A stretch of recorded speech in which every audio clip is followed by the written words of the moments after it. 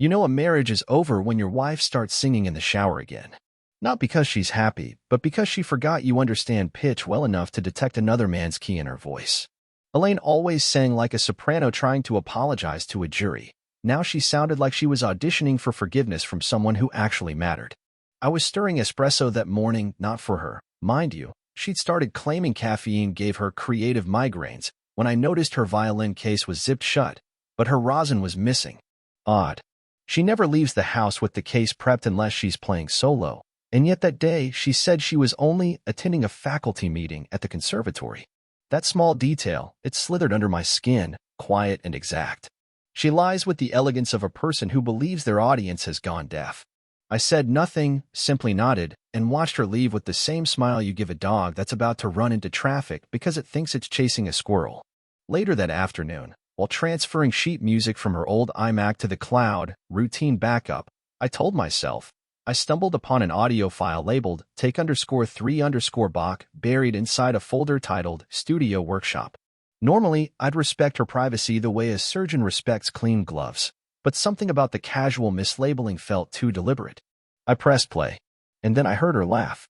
Not her usual strained chuckle, the one she gave me whenever I suggested we host dinner with the Mahlers again, but a soft, flirtatious ripple. The sound of a woman who thought no one was listening. The recording started as a rehearsal, her on piano, a man's voice guiding her through tempo adjustments, but it quickly drifted into something murkier. She fumbled a note. He joked. She giggled. Then silence. That silence wasn't technical, it was intimate. It was the kind of silence that says everything words shouldn't. He told her she sounded tender when she made mistakes. She replied, "Only for you." That one phrase detonated every chamber of self-control I had engineered over 27 years of marriage. Still, I said nothing. I rewound the clip and listened again. She was playing poorly, intentionally so, I realized. The kind of wrong that's right when you're trying to impress someone who wants to be your savior. Her pedal work was muddy, her fingering theatrical. Elaine, the same woman who used to correct my posture at the breakfast table, now stuttering her way through Bach like a schoolgirl on prom night? Please. There was method in her dissonance. I saved the file to a discrete folder, encrypted and backed up twice, then deleted all traces from her machine. Not because I was afraid she'd find out, but because I wanted her to believe she was still in control. I spent the rest of the day rearranging books on the shelf, tuning my cello by halftones, anything to keep my hands from shaking. It wasn't rage. Not yet. It was something older. Older than betrayal. Older than love, even. A kind of ancestral instinct that whispers, observe. Don't react. Let her walk further into the trap she doesn't know exists. That night she returned with a plastic smile and the scent of someone else's cologne poorly masked by sandalwood lotion. I asked how the faculty meeting went. She said, exhausting, then kissed me on the forehead like I was her dying uncle. I smiled back. Said, you should take a bath. You look drained. She laughed. Said she might. But instead, she played that same Bach piece again. And this time, she played it correctly. Note for note. Her mistakes were gone. Because the performance was over. Elaine always claimed she didn't believe in cliches, yet she started acting like one the moment the leaves began to change. At first, it was nothing. She swapped her usual muted wardrobe for brighter, almost juvenile colors, the kind that scream renewal or desperation, depending on the lighting. She stopped asking me to accompany her to gallery nights or the monthly donor dinners, saying they'd become too performative, as if our entire social life was a burden she'd been tolerating out of pity. She still cooked dinner on Sundays, still folded my concert shirts with clinical precision, still kissed my cheek before bed, but something about her eyes had gone opaque. Once, when I complimented her on a new blouse, she replied, "It's vintage," with a tone that suggested I was too old to understand, rather than too old to care. She began journaling again, something she hadn't done since our early years, pages and pages she kept locked in a leather-bound book she refused to leave unattended, even when showering. I saw it once open on her lap, half filled with neat, curling script. The words reclaiming identity and emotional detachment floated above a bullet point list titled My Next Phase. I looked away before she noticed. After that, her language changed. Everything was about processing, space, self-rediscovery. She said I was still important, but she needed to feel like herself again. I didn't ask who she had to be to feel like herself, because I already knew it wasn't someone who shared a bed with me. Her violin playing became more erratic, sometimes for hours, other times not at all, like even the music was confused about what role it still played. One Thursday morning, I offered to make her tea, and she looked at me as if I just proposed we adopt a hyena. "I think we need healthier boundaries around routines," she said. Boundaries? Between spouses. Over tea. That's when the absurdity began to smell like mildew. Still, I kept my face calm, the way I used to before walking into a tense rehearsal. Don't spook the conductor, even when he's offbeat. I let her have her space. I stopped suggesting weekend plans. I told her she should take more time at the conservatory. I even suggested she sign up for the summer fellowship program in Vermont, the one she used to gush about before dismissing it as a young person's game. She declined, claiming she had other priorities now, though she never said what they were. One night, I noticed she'd changed the passcode on her phone, a phone I'd bought, set up, and maintained through every software update she never bothered to learn. When I asked if something was wrong, she gave a soft laugh and said, "Don't be paranoid. It's for my own mental discipline." Mental discipline? Like a monk preparing for exile. She started going to sound meditation sessions on Sunday mornings alone, and would return just as I finished my second cup of espresso. No incense, no serenity, just a different kind of silence. She began talking more frequently about her childhood, especially the parts she used to avoid. She said things like, "I'm finally connecting the dots," and "I didn't realize how much of myself I'd silenced." I told her I was glad. She nodded and looked past me. That week, I found a new journal hidden behind her French cookbooks. The words emotional incubation and energetic compatibility were underlined twice. There was a page listing personality traits she admired, none of which resembled mine. A man's name, Theo, appeared in the margins with the note, "Balance me." Surprised by that, I didn't breathe for what felt like an entire symphony movement. But I closed the journal carefully, as if touching it too hard might wake something in her. I waited for her to notice it was moved. She didn't. Or maybe she did and wanted me to see. Either way, she never brought it up. The last detail that really clawed at me was the text message I glimpsed when her phone buzzed while charging on the kitchen counter.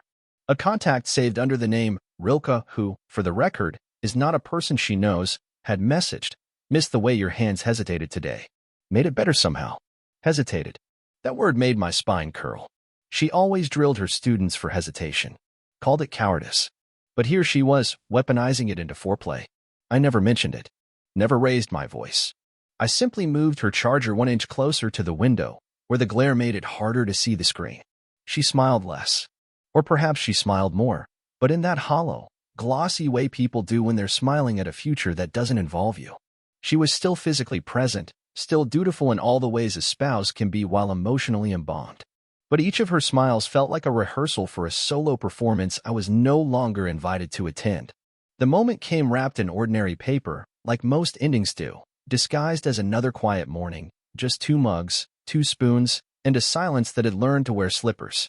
Elaine had left her laptop open on the breakfast counter, something she never did, not because of secrecy, but because she was obsessive about preserving battery cycles, claimed plugged-in devices were spiritually stagnant. I wasn't looking for anything. Truly. My only intention was to slide it over so I could wipe away a ring of tea she'd left near the edge. But the screen blinked awake, revealing a calendar window. Nothing remarkable at first glance. Lesson slots, concert prep, 1 rehearsal blocked off for recording. Then I saw the repeating event nestled innocently in the digital reads. Every Thursday at 2:15 p.m., color-coded in soft green. Theo, sound recalibration session. Not Theo, violin feedback. Not Theo, theory workshop. Recalibration. The kind of word you use for tuning forks and broken promises. I tapped into it. The details weren't elaborate, just an address I didn't recognize and a note. Private space. No disruptions.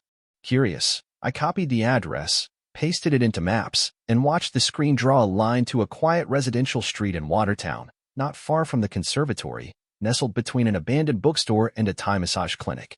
Nothing professional about it. Just coordinates. I stared at it for exactly 6 seconds, long enough to count each beat of my pulse. Then, by some involuntary twitch of muscle memory, I checked her messages app, not to pry, not to accuse, just to confirm what my bones already knew. There he was, Theo. A note icon. Cute. Opened it. The last exchange was brief. He had sent, "Could still taste you on my fingers all the way through rehearsal." Made the D minor feel like velvet. Her reply? "Don't say that." I'll start craving again before I've even showered. That word, craving, punched through me like a tuning peg into wetwood. I didn't blink, didn't breathe. I simply closed the screen and pushed the laptop back, aligning it perfectly with the granite edge. The spoon clinked softly in my cup, the only sound in a room that now felt radioactive. She came in seconds later, humming. Not a melody I recognized. A new tune. Something cheap and happy. She said, thinking about repainting the guest room. Maybe a deep teal. I said, sounds lovely. My voice didn't shake. My hands didn't twitch. But inside me, something ancient and precise stood up. Not fury. Not heartbreak. Something colder. Something that had no desire to scream or cry or even ask why. You don't ask why the fox eats the rabbit. You just learn not to trust the brush when it moves. She kissed my cheek and said she'd be back late, something about a masterclass extension. I nodded, said, take your time. Then I watched her leave, carefully noting that she took her perfume but not her metronome. She was never planning to rehearse. That's when I knew. Not suspected. Not theorized. Knew, with mathematical certainty, that this wasn't a phase or a flirtation or some emotionally reckless friendship. This was a replacement plan. A full, strategic exit disguised as evolution. She wasn't searching for herself. She was dismantling me, piece by piece, disguised under spiritual growth and tonal realignment. I sat at the kitchen table for an hour, maybe more, not moving, just mentally rewinding every conversation we'd had for the past 6 months, every compliment she'd redirected, every door she'd closed softly but firmly, every vague appointment, every late return.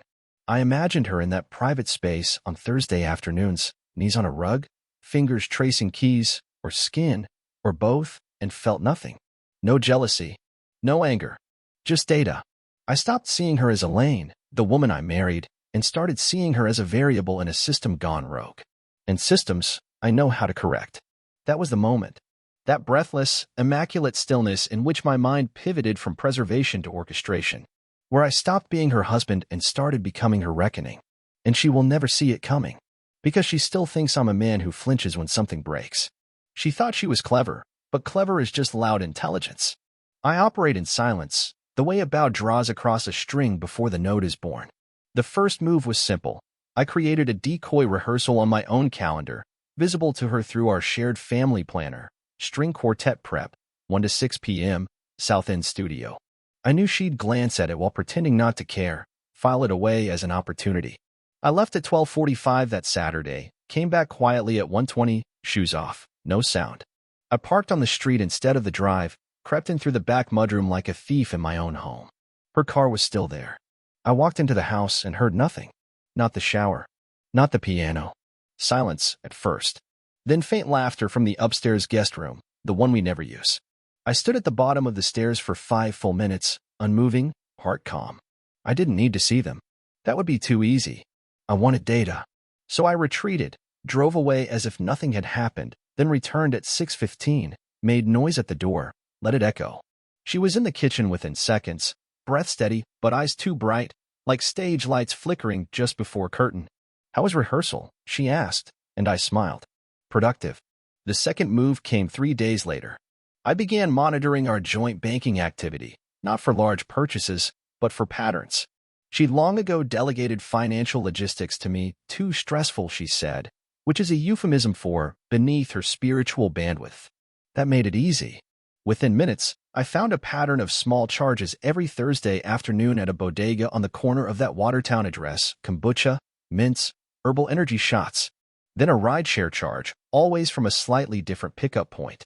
Like she was moving locations to avoid a trace. Cute.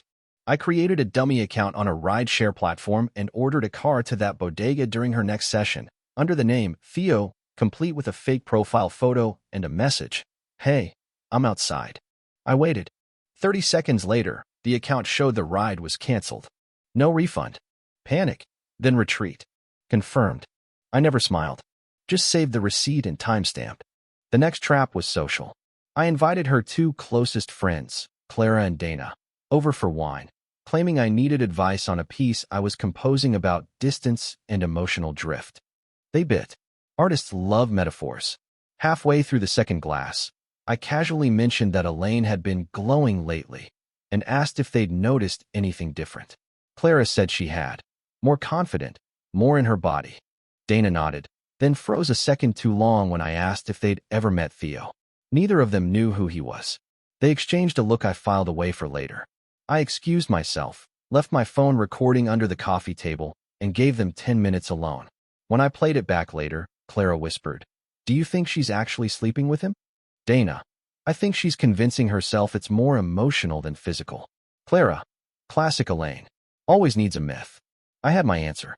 I also had allies who didn't know they were conscripted yet. Next came the cell phone sync. Nothing invasive, just a Bluetooth pairing I initiated the moment she left her phone on the counter one morning. Once linked, I could read her texts from my study chair upstairs whenever she used the home Wi-Fi. I didn't dive into every thread, just searched keywords: Thursday, space, need, miss. What surfaced was more than enough. Conversations with Theo were poetic garbage, lines about bending time, feeling lighter in his presence, and most interestingly, a shared Google Drive folder titled Private Scores. I accessed it from an untraceable burner Gmail account. Inside were audio files of her playing solo pieces, often out of tune, always ending with a breathy laugh.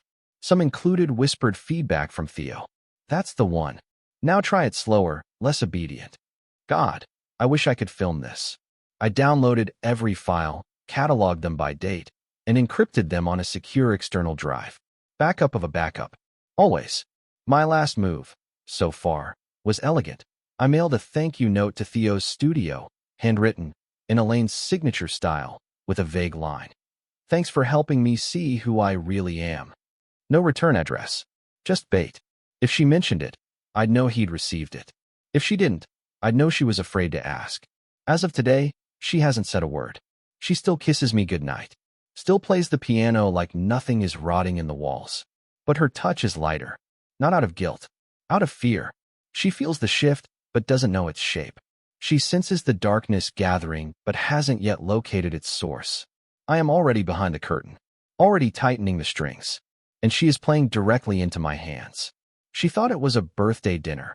Hers, technically, though I knew by then the only thing she truly celebrated anymore was her own duplicity. I picked the venue deliberately. The upper balcony of the Bellissimo Room, a glass-walled restaurant overlooking the Charles, known for its silence, its soft-spoken staff, and the way the acoustics amplify even the smallest sound. She arrived in a navy silk dress I hadn't seen before, hair swept up like she was attending a gala, not dining with the man she used to call her future. She smiled, too wide, too prepared, as if she knew something I didn't. I handed her a glass of Merlot and made small talk about her students, her growth retreats, her ongoing rediscovery of self. She was halfway through a story about one of them, a girl named Mira who, Elaine claimed, had finally unlocked emotional resonance. When the waiter came by and set down the small digital tablet I'd arranged to be delivered with our entree. "Happy birthday," I said. "This is for you." She glanced at the screen, amused, then curious, then still. It played a video, no sound, just a slow loop of her standing in Theo's doorway, arms wrapped around him, his hand sliding under the back of her coat. The timestamp floated in the bottom corner like a verdict. Her face didn't move, not for a full 10 seconds. Then she looked at me and said, "That's not what it looks like." Classic. I didn't blink. She leaned forward, voice lowered, switching into her performance register. "We were talking. It was emotional support. You have to understand how hard things have been for me lately." I nodded slowly, like I was counting heartbeats between betrayals. "Emotional support in his bathrobe?" I asked, calmly, sipping my wine. Her eyes narrowed, the gears shifted. "You haven't been present, Martin. Not for a long time. You don't listen. You don't see me." I needed to feel something again. I let the words settle like dust, then gestured to the next screen, photos, this time. One showed her handwritten letter to Theo, another captured a text. "I feel like I'm finally breathing. He never really saw me." She inhaled sharply, not with shame, but strategy. "You went through my private things?" she hissed. "You invaded my healing process?" I almost laughed. She was trying to reverse engineer guilt like it was an art form. I replied, "Healing doesn't usually involve deception." That was when the fourth mask slipped, and the mocking smile crept in, the one she used to wear when correcting her students' fingering positions. You know what? Maybe I did fall for him. Maybe I do feel more alive around someone who doesn't treat intimacy like a budget spreadsheet. There it was. Not denial. Not justification. Power play. She believed she had the emotional upper hand. You think you won something here? She added, voice low, taunting. You sat on this for weeks, maybe months, collecting your little proofs like a coward. You didn't stop it. You just watched. That's not strength, Martin. That's obsession. I tilted my head slightly. You're mistaking silence for weakness. It's never been that. Her breath hitched. She knew on some ancestral level, that the game had shifted in a way she could no longer manipulate. I didn't yell. I didn't threaten. I didn't explain. I simply placed a small envelope beside her plate. Inside it were photocopies, legal, emotionless, of the property reallocation forms, the business dissolution papers, and a prepaid lease termination on her studio apartment. Her name was on none of them. She stared at the envelope like it might bite. What is this? She asked, already knowing. The beginning of the silence you've been craving, I said. And then she cracked. Not loudly. Not publicly. But her hand trembled slightly when she reached for her water. Her voice caught mid-word when she asked, Where will I go? I didn't answer. I let the question linger, like the last echo of a concert that ended too soon. The table between us was now a chasm. She looked around, scanning the room for allies, for attention, for some stage light to reclaim. But no one was watching. Just two people sitting in quiet destruction. I remained seated. She didn't leave. Not yet. The air around us tightened, thick with the knowledge that the real music hadn't even started. She followed me home that night like a dog chasing a car it couldn't catch, heels loud against the pavement, voice already raised before the front door even shut behind us. You think you're so calm, so above it all, she snapped, tossing her coat onto the floor like a declaration of war. But you're a fraud, Martin. You don't talk. You don't feel. You just sit there with your cello and your spreadsheets and expect everyone to orbit around your silence like it's some kind of wisdom. It's suffocating. You suffocate people. I said nothing. I moved through the kitchen with the elegance of muscle memory, poured myself a glass of water, and leaned against the counter, watching her unravel. She took it as permission to keep bleeding. You know why this happened? Because I was dying in this house. I was dying inside your perfect little schedule. Theo listened to me. He saw me. When's the last time you even looked at me like a woman? Her voice cracked on that last word, not from pain, but from the realization that I was no longer playing the part of the opponent. I wasn't responding. I wasn't defending. I was observing, clinically. You were never present, Martin. Always floating through life like a goddamn ghost. Maybe that's why I had to find someone real. I took a sip of water and said, and yet, somehow, I'm the one standing here. She blinked. Not because the line hurt, but because it was accurate, too precise to contest. She pivoted again. Do you even care? Do you even feel anything about this? Or are you just going to catalog it like a file in your stupid archive and pretend none of it matters? I walked past her, slow and silent, picked up the coat she'd thrown, and hung it neatly on the rack. Your chaos doesn't make you interesting, I said, voice even. It just makes you easier to replace. That's when she lost the thread. Replace? Replace? You couldn't handle a woman like me if you had 10 lifetimes to rehearse for it. You think your cold little logic wins arguments? You're a man so terrified of feelings you married the first woman who flattered your taste in Chopin. I smiled faintly. No. I married the first woman who lied well enough to make me believe she had a soul. Her mouth opened, then closed. No rebuttal. Just oxygen and confusion. She paced, wild now, like an actress stuck between monologues. You made me feel invisible, she yelled. Do you know how that feels? To live in the same house as someone and feel like a ghost? This thing with Theo, he made me feel seen. I nodded, slowly. Yes. Like a shadow cast by someone else's spotlight. That line landed harder than any shout. She took a step back. You're cruel, she whispered. You're ice. I met her eyes, steady. You mistake restraint for cruelty because you've never had to sit with your own reflection.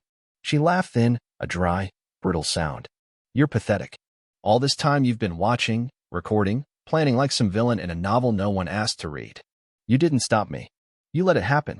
What kind of man does that? I placed the glass down, precise.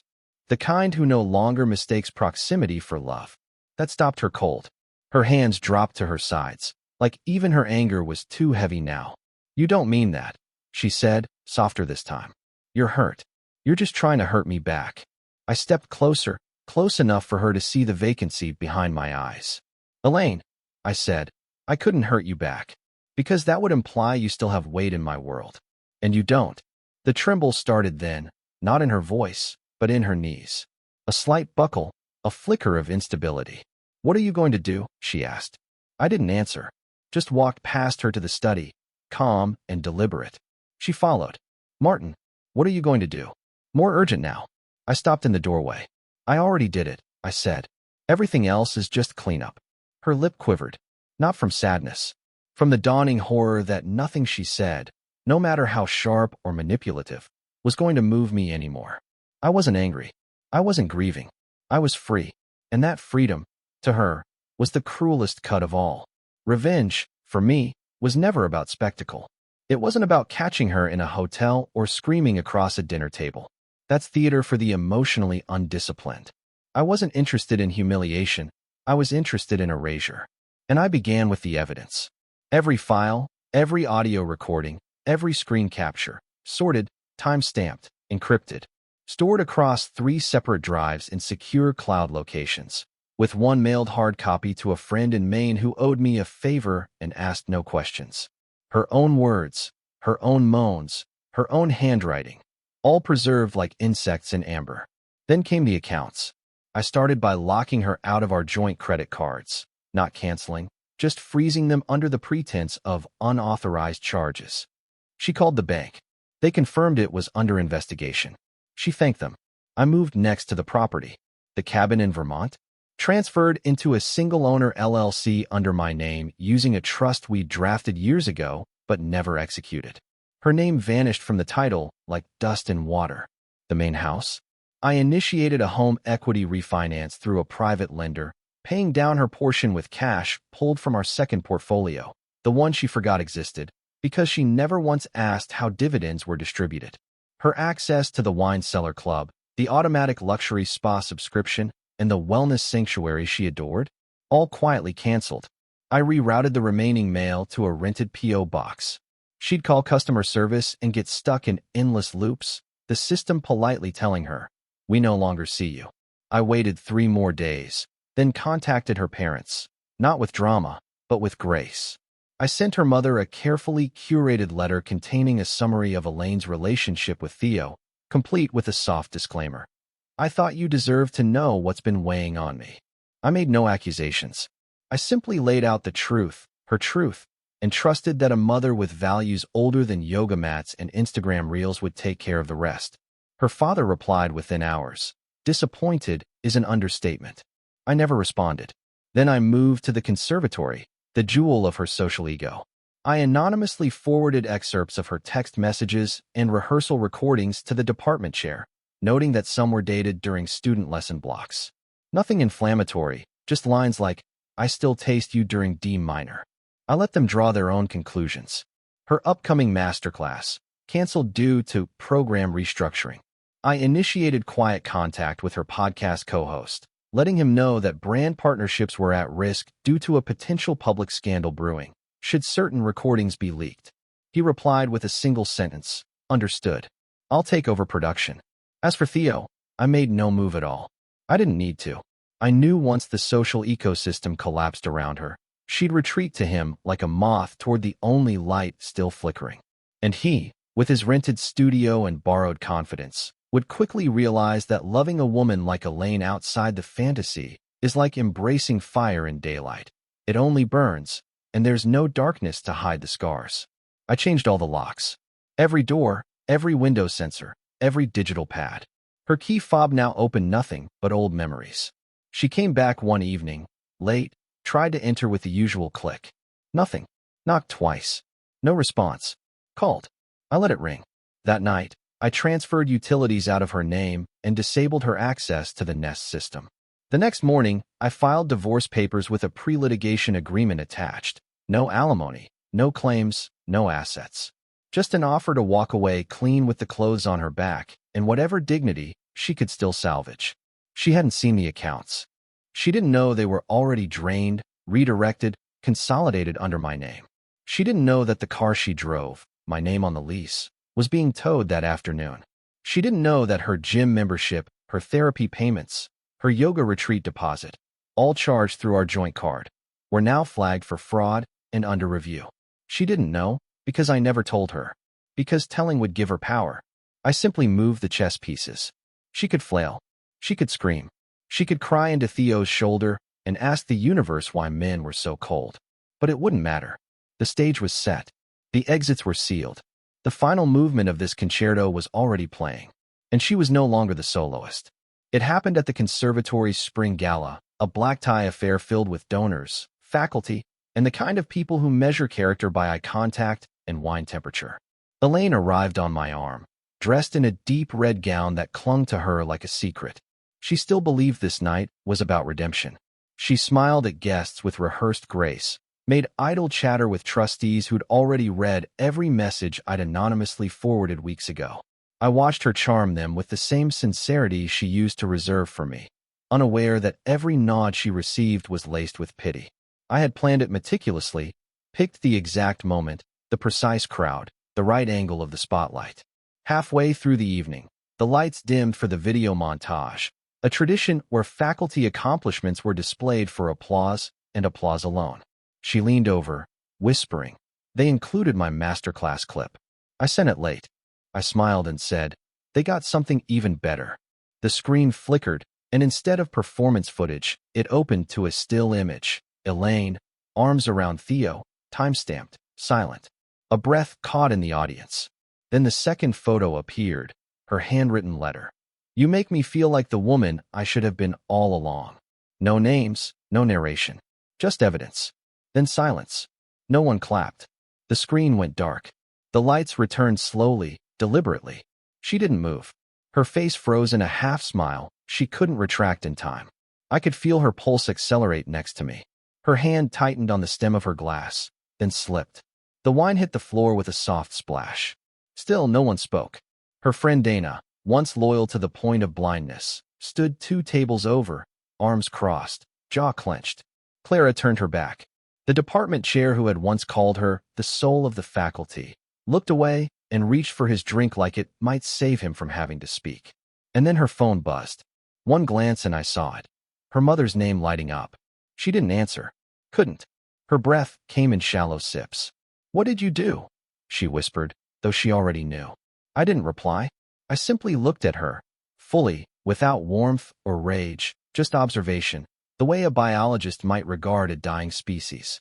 You think this proves something? She hissed, louder now, the edges of her voice fraying. You think you've won because you embarrassed me? A few heads turned. She laughed, a high, brittle sound, and said to no one in particular, he's always been like this. Cold, controlling, calculated. You don't know him like I do. Someone near the stage whispered, we do now. Her shoulders dropped slightly, the words hitting her spine like sandbags. You're pathetic, she snarled at me. This is what cowards do. They don't confront, they sabotage. I raised a brow. That was all. No words. No defense. Just a look that told her, this isn't sabotage. It's sequence. She tried to stand tall, to reclaim the stage, but her voice cracked on the next sentence. I gave everything to this place. And someone in the back said, you sold it for attention. That broke her. The tears didn't come all at once. They fought her first, betrayed her later, mascara smearing in lines she couldn't wipe away fast enough. She stumbled toward the exit, but no one followed. No one stopped her. I stayed in my seat, sipping slowly, watching her back shrink with each step. And just before she reached the door, she turned to look for me, needing me, blaming me, maybe begging me to still care. But I didn't move, didn't nod, didn't flinch. I just watched. And in that gaze, she finally saw it. What no betrayal could prepare her for. Not vengeance, not fury, but indifference. Total, irreversible, permanent indifference. She had shattered everything she once stood on, and now she was falling through her own echo chamber with no applause, no anchor, and no arms waiting at the bottom. And I stayed, until the music resumed.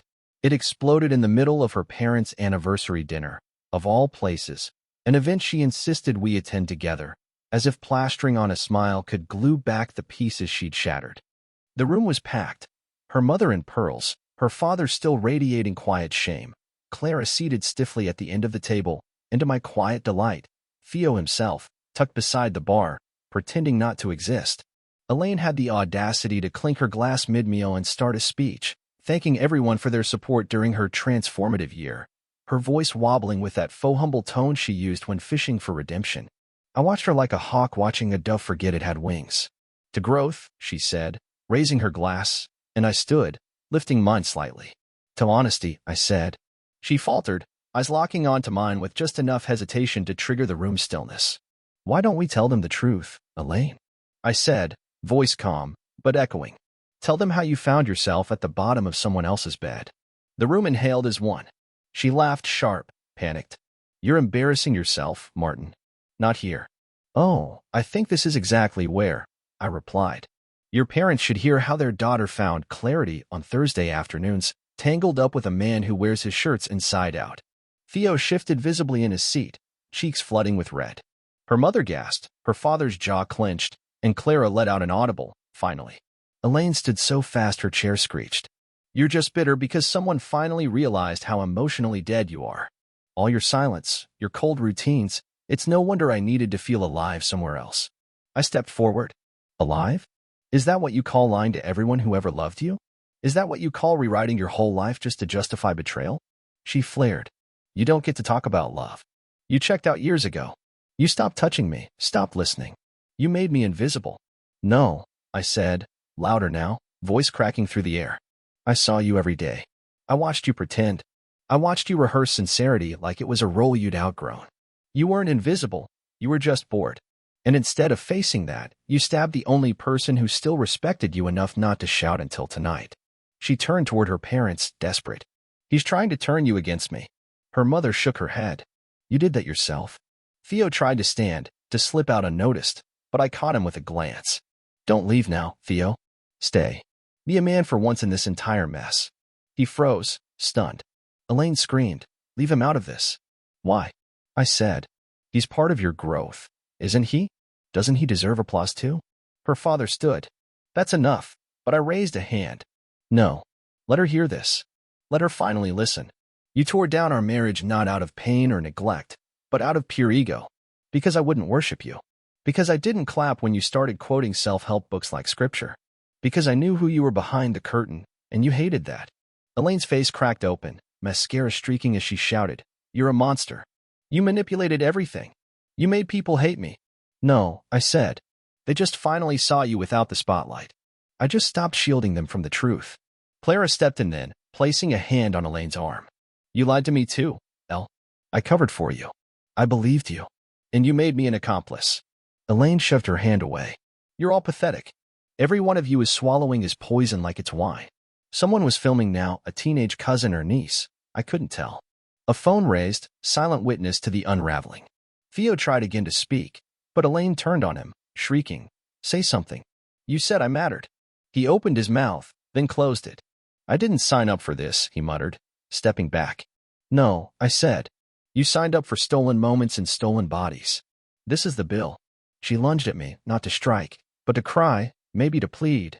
But I stepped back, and the space between us filled with everything she'd lost. The room was frozen, watching her collapse, watching her reach for something that no longer existed. Her voice broke, a whisper. Please, Martin, don't do this here. And I leaned in, quiet enough for only her to hear, and said, You did this. I'm just the mirror. Then I turned. Walked out through the stunned crowd, past Theo's shame, past her father's hollow eyes, past Clara's quiet nod, out into the cool air that never once lied to me. It was supposed to be a farewell dinner, her idea, naturally framed as a closure meal for select friends and family before she stepped into the next phase of her journey, as she called it. I knew what she was really doing, staging a redemption arc, setting the scene where she could weep with charm, where her audience could pat her hand and say, You're so brave. I almost didn't go. But then I thought, no, let's finish this where it began, around a table, pretending. The restaurant was upscale but modest, the curated intimacy designed for big feelings and expensive entrees. Her parents were there, looking hollowed out but determined to play along.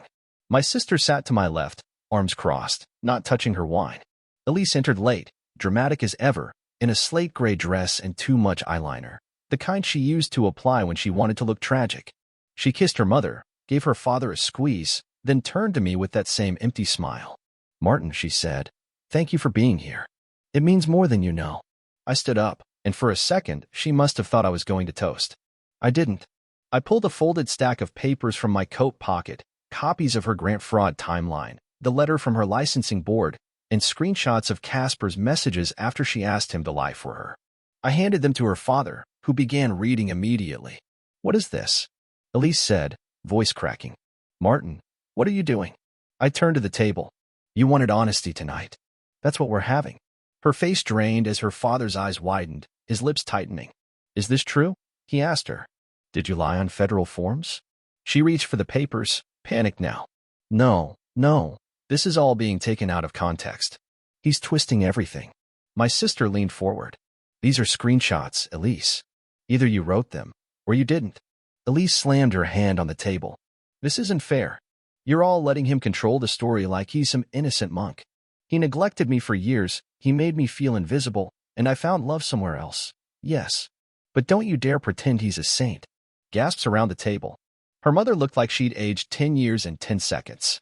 "Love," I said, finally.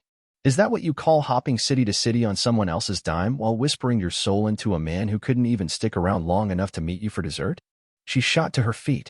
"You don't understand what it's like to suffocate, to be married to a man who sees the world through parchment and footnotes. You catalog feelings, Martin. You don't feel them." My voice rose, but never lost control.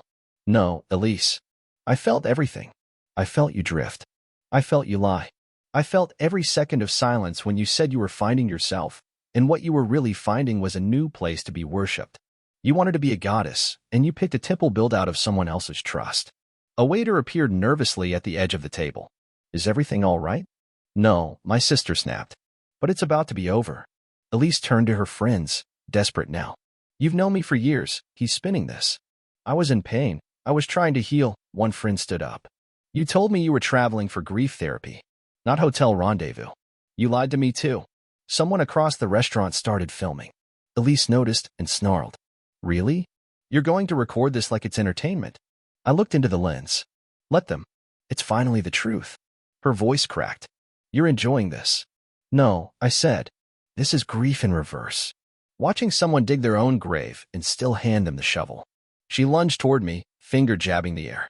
"You killed us, Martin. With your silence, with your coldness, with your pathetic pride." I leaned in, voice low. "No, I let you kill yourself. I just made sure there was light when you did it, so everyone could see." She froze. Her breath caught. Her eyes flicked from face to face, each one turned, hardened, disbelieving. Her mother was crying now. Her father refused to look at her. The only sound was the soft recording click of a stranger's phone. And then, for the first time, she truly broke. No more words. Just trembling hands, shallow breath, and a collapse back into her chair like the weight of her own lies had finally come crashing down. I buttoned my coat, nodded once to the table, and walked out. Not because I was running, but because the sentence had been served, and there was nothing left to say. She disappeared from the conservatory within 2 weeks, not fired exactly, but relieved of public responsibilities, a soft phrase for a hard truth that spread faster than she ever had control over. Her name vanished from the program listings, her studio was cleared out overnight, and the masterclass series she built her ego on was quietly handed to a younger, less controversial instructor. Her friends stopped returning texts. Clara blocked her. Dana deleted her. Social media turned silent, her once daily affirmations of growth now buried under dust in private settings. Even her podcast co-host scrubbed the archives, replaced her name on the banner, and started fresh with a quiet apology to listeners who'd been through enough. She left the city not long after, retreating to a small town 2 hours north where no one recognized her name or cared about the scandal. Word had it she was teaching private lessons to children in a basement studio next to a dry cleaner, her prices slashed, her voice hoarse. Theo was gone. Of course he was. He disappeared the minute the credits rolled, too weak to stand in the light he claimed to crave. He ghosted her in silence, leaving only a cold, unread message chain and the echo of promises made under dim lights and delusion. I heard about it all secondhand, from one of her former students who now played under my direction, from a mutual acquaintance who still hosted wine nights where her name was never spoken aloud. She tried to reach out once, an email, subject line, "I miss us." I didn't open it. The second time, she called from an unlisted number. I let it ring. The third time, she came in person. It was raining, fitting, but cliché, and she stood at the edge of my porch like a stray dog that used to belong to someone you once loved. Her makeup ran, her coat clung to her like regret, and her voice trembled when she said, "Martin, please, just let me explain." I looked at her, not with hatred or nostalgia, but with the same detachment you feel when you walk past an old photograph in a thrift store, faded, discarded, irrelevant. "There's nothing left to explain," I said. "You made your choice. This is its echo." She stepped closer, desperate. "I was wrong. I know I was wrong. I lost everything. My job, my friends, my family, myself. I just want to be seen again. By someone who knew me." I stared at her, the woman who used to conduct rooms with a glance, now stammering in the rain with no rhythm left. "I don't know who you are," I said, "and I'm not the mirror you need anymore." She wept. Real tears this time. No performance. No angles. Just wreckage. But I didn't move. I let the silence stand between us like a wall too high to scale. She looked down, whispered something I didn't care to catch, and walked away barefoot, her shoes clutched in one hand like the last relic of a life that no longer fit. I watched her fade down the street, smaller with each step, until she was nothing but motion blurred by mist. Later that night, I received one last message. No subject line. Just 2 words. "Still love." I replied once, finally. For words. "I don't remember you." And that was it. The end of the story. The end of her echo. The end of a woman who gambled with loyalty and lost to silence. Thank you for listening to my story. I've said my piece. Now I want to hear from you. Where are you listening from? And more importantly, did you enjoy the fall?